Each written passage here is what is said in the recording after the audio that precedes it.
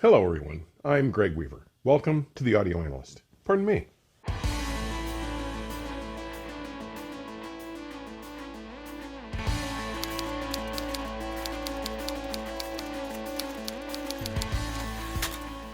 In early 2020, incentivized by my routine postings to Facebook of LPs that I was playing, along with a brief biographical and sonic characteristic set of notes, I got a call from my colleague and audio bud, Dr. David W. Robinson of Positive Feedback. He called to inquire if I would consider taking a role in the Los Angeles and Orange County Audio Society's Audiophile Recording of the Year Award Selection Committee. He had been looking to expand the panel of judges for some time, and my regular and descriptive posts had catalyzed this action. Now, obviously, I was only too honored to both receive the invitation and accept it. Why is this relevant? Well, it was no coincidence that I was approached just over 2 weeks ago by the founder of Impex Records, A.B. Fawn.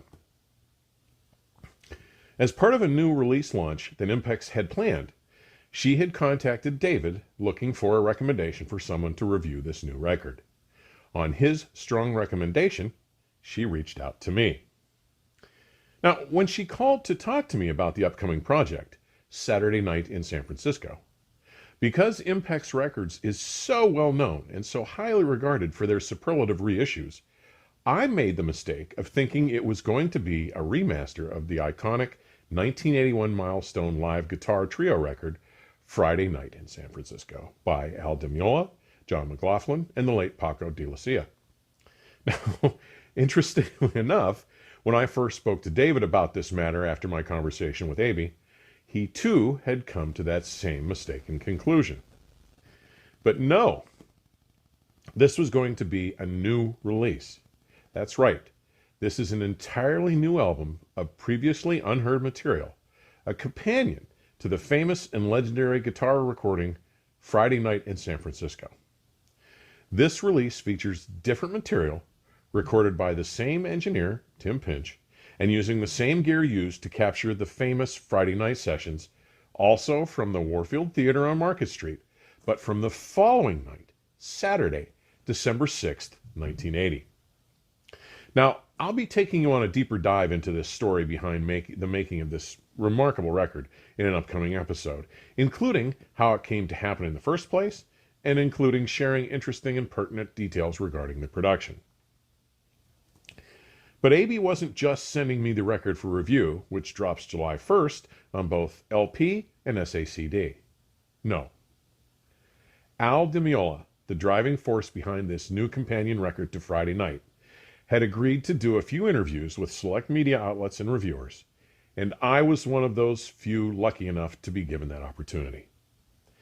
So without further fanfare, here is the conversation I had with guitar virtuoso Al Di Meola.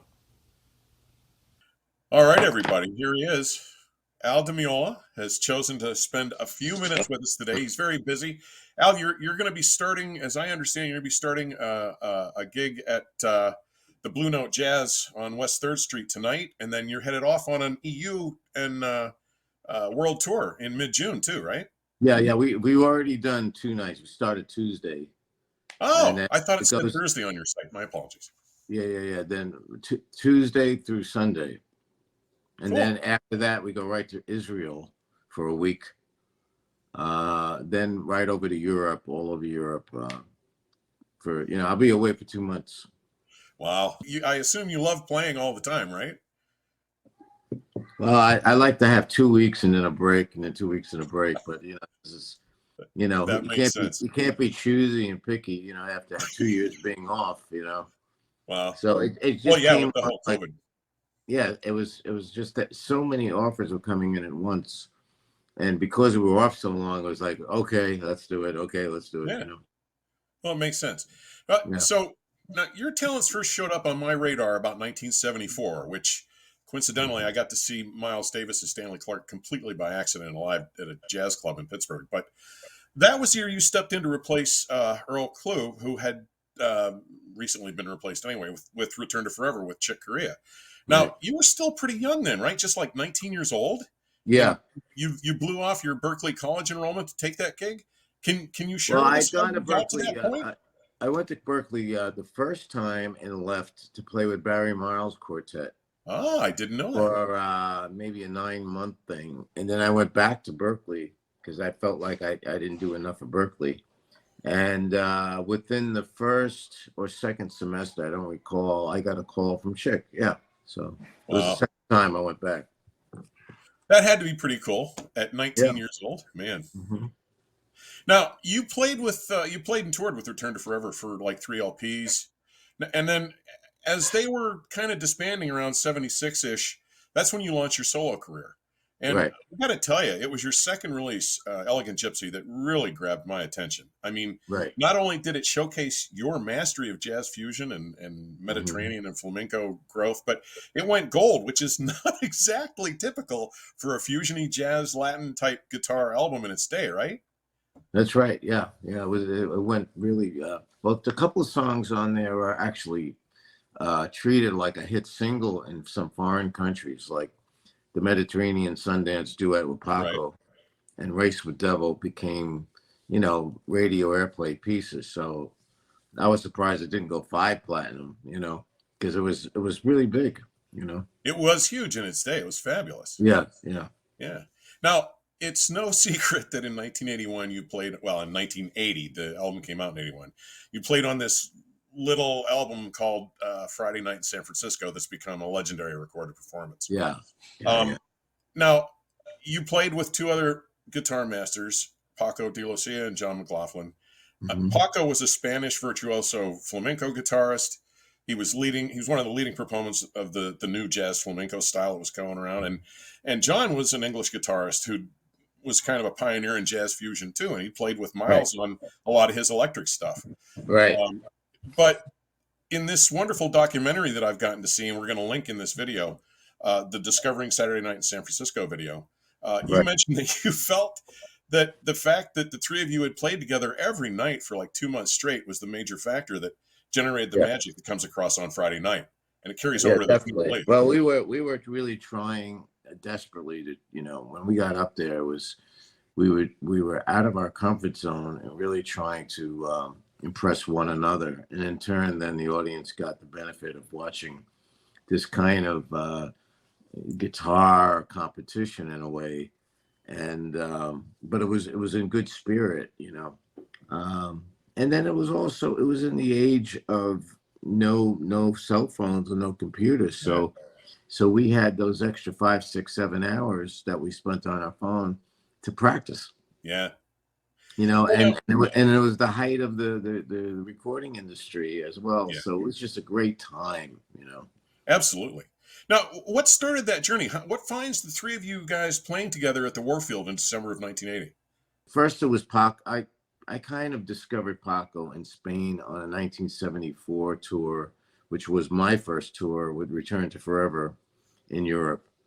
And when we got to Spain, there was a buzz about this local hot, new flamenco wonderkin. And I went out to a store, they're sort of their Macy's, like an El Corte Inglés. And I bought a bunch of his records in the record department, went back to Jersey, and I listened to something that was extraordinary, something very forward thinking, and it was like I had this vision of someday maybe inviting him to do something together, but then, at that time, what happened on Elegant Gypsy, right? In 77. Yeah, it was Elegant Gypsy, but at the time that I discovered him in Spain, I didn't yet have a solo contract. It wasn't until 2 years later. So when that contract happened, I got my feet wet with the first record, Landed in Midnight Sun. Right. And then the second record, I had a lot more confidence. Since I had done one record, I was coming into my own as a composer and all, and then I just felt like, okay, I got a style. I feel a lot more confident. So I asked the product manager at CBS to see if they can contact his label in Spain, which they did, and they thought it was a great idea to also have Paco come over. So he flew over, And we wound up at Electric Ladyland Studios, which was Hendrix's studio. Yeah. And Paco came over, didn't speak a word of English, and he felt really out of his comfort zone, which he never had in Spain. He was always, the top guy, the new top guy. Sure. But he wanted to expand. He had the courage to go outside of the tradition and get into some other harmonies and some other kinds of players outside of the flamenco world, because he felt stifled in it. So he loved it. I mean, that was his first love, but he wanted to grow, and he had the courage to grow. So when he got to New York, we did 5 takes, and we didn't get anything substantial enough. He wasn't relaxed. So his friend that was with him, also was an interpreter. He was an American guy, but he spoke Spanish and English. He came over to me, he goes, Paco really can't play unless he has some weed.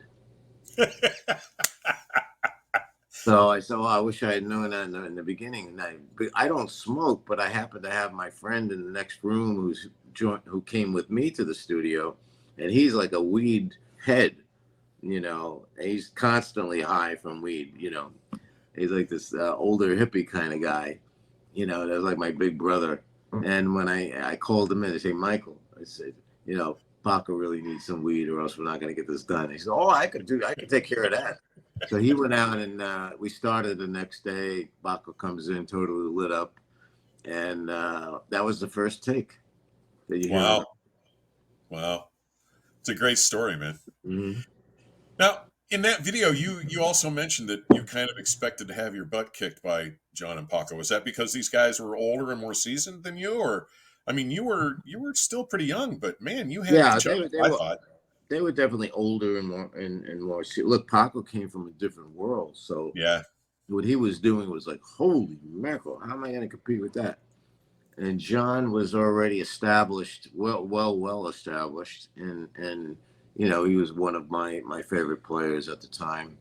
So it was I was also out of I didn't even have a comfort zone. I never knew what a comfort zone was. I was still a baby, but it was either sink or swim. It was the same feeling I had joining Chick Corea years prior, that these guys, Chick Corea, Lenny White, and Stanley Clarke, were already legends. Already then, they were legends. And I felt like, of course I felt intimidated and everything, but I had to either, rise to it, because God passed me the football, man. And if I drop this thing, it's going to be my own fault. So you have to grow fast, and you're in better company with players that are on a high level to grow fast, or you guys clearly fed off each other, and it really motivated all of you. And I mean, it's such a great recording.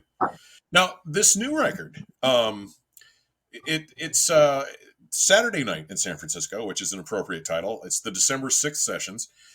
So why now? I mean, did you guys not think about making a double album at the time, or was it just, we went through all the tapes, and we immediately found the tracks that we liked and said, okay, well, this will make a great album.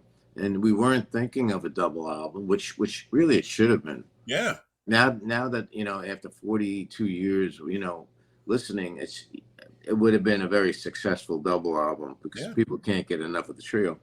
But it also would have involved a lot of work.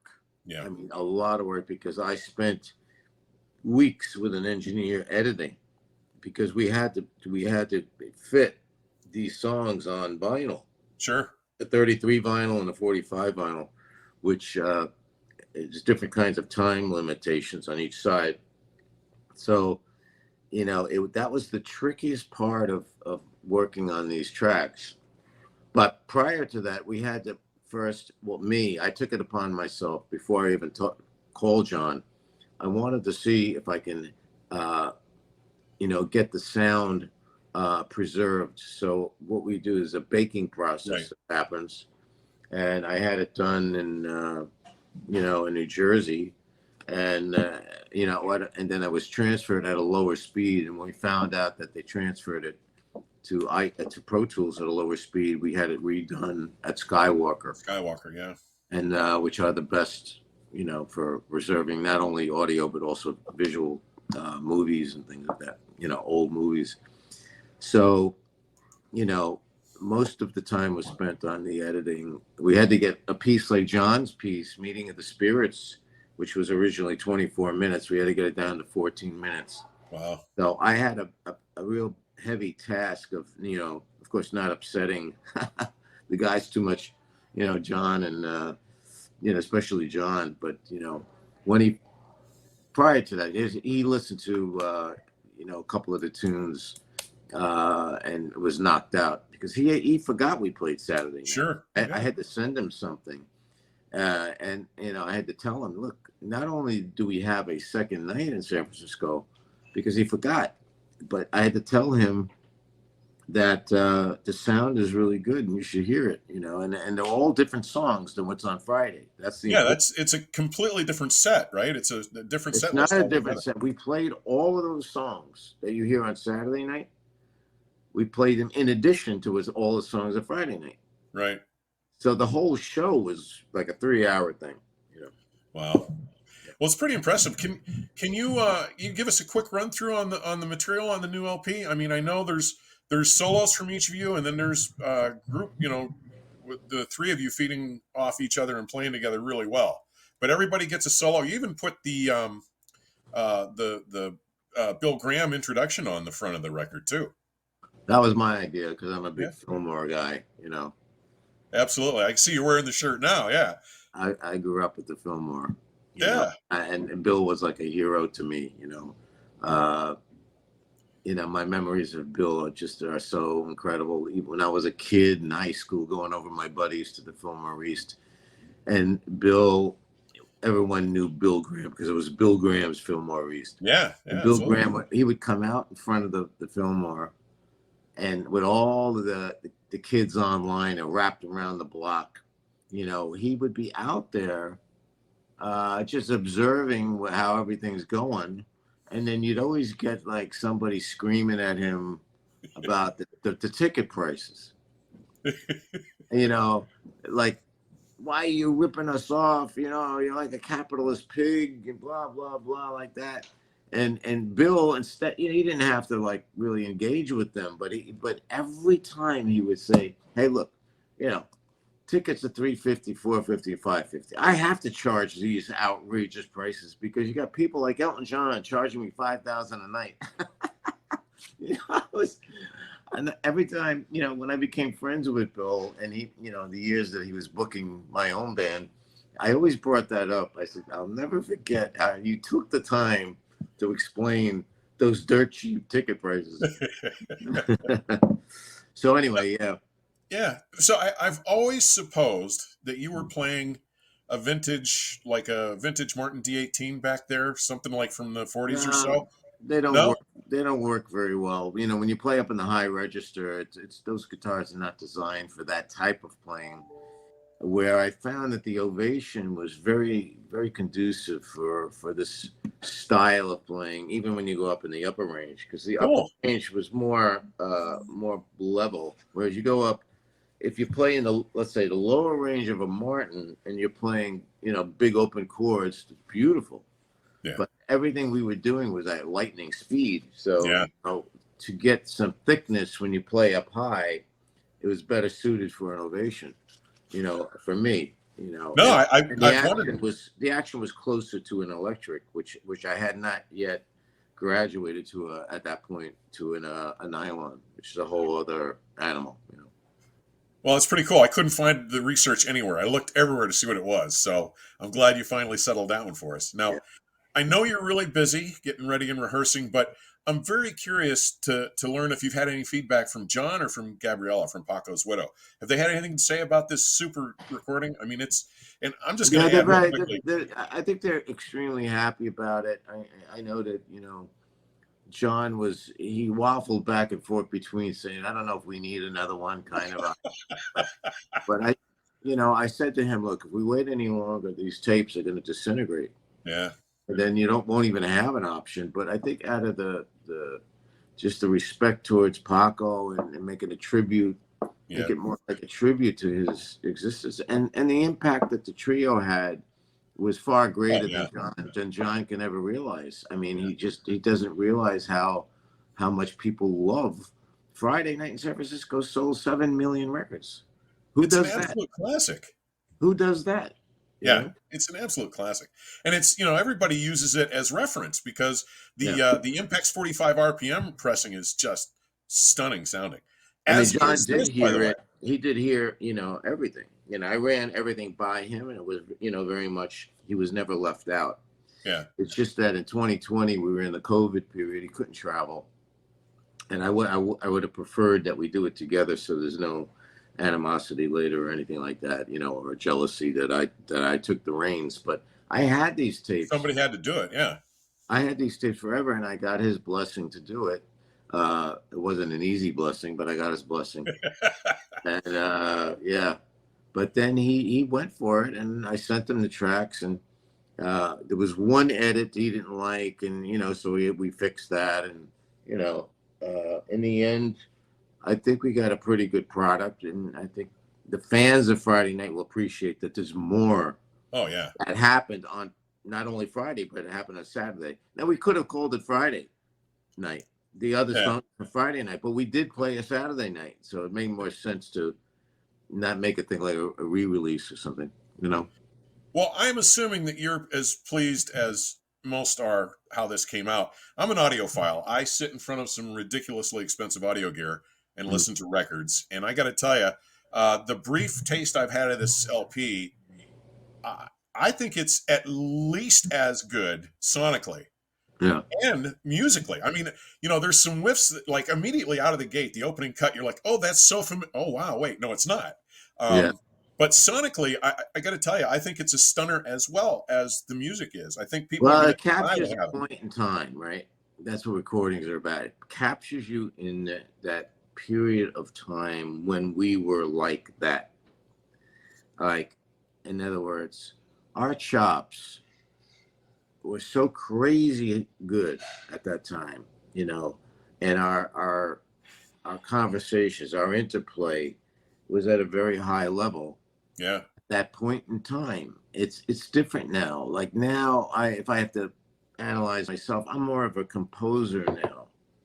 I'm not really, the young gun, fastest guy on the block kind of player, and I don't think John is either. And we lost Paco, so we captured a point in time where we came to a pinnacle as with that type of thing, and there hadn't been anything like that before. Right. So, well, it's like opening a time capsule and going back to that event. It's absolutely a stunning recording, sir. So, listen, thank you so much for your time today. I know you're a busy man. Can't thank you enough for this. It's been an absolute honor to talk to you. Travel safely, and I'm looking forward to the release. The album, by the way, drops on July 1st. That's right. It's on Impex, and you can pick it up any place you buy records, probably. So. Whoever they are. Thank you so much for your time. Whoever those places are. Oh, yeah. The record store is pretty much history now, buddy. Yeah. It's not my favorite period, but Such a change from when you were making these records. I love the record stores. I did too, man. I did too. I'm only 14 months younger than you, so I've been at this a long time too. So. What are you going to do? I'm going to enjoy the hell out of this record, man. The thing is, music will continue no matter what. Oh, yeah. Because we would have insanity in the world without music. Without music. Absolutely. So it's just a fact. We got so many, negative things happening around us. And then the music kind of centers us and brings us some joy. And, it's always going to be there. I sure hope so. Again, thank you so much for your time. You travel safely. Take care. You. Nice talking to you. I hope this interview has piqued your curiosity and whetted your musical appetite for this recording. I'll have a full take on this release, hopefully by next week, but coming up soon regardless. By way of foreshadowing, this record gives us yet another tasty bite of that space and point in time, another exemplary dive into the amazing series of conversations, these extremely intimate and virtuosic exchanges between three of the most accomplished and respected guitarists in the world. all playing at the pinnacle of their individual formidable powers from 4 decades ago. Who says time travel isn't possible? Man, what a record. And audiophiles like me will be reaching for this new LP to let visitors comprehend what kind of magic our systems can conjure when fed world-class live guitar recordings. You're going to love this record. Thank you for tuning in today. Please hit that subscribe button if you haven't already, and be sure to post comments and questions, and please like or share links to your favorite episodes with your friends or on social media. Information on supporting the channel may be found in today's description section or at my website, theaudioanalyst.com. Everybody, please stay safe and definitely keep the music playing. Till next time, cheers.